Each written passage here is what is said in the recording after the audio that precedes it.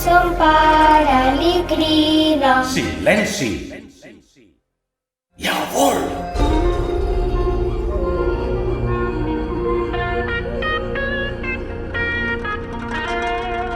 La lluna, la pruna, teòricament, vestida de dol, s'arronsa, s'estira, son pare li crida.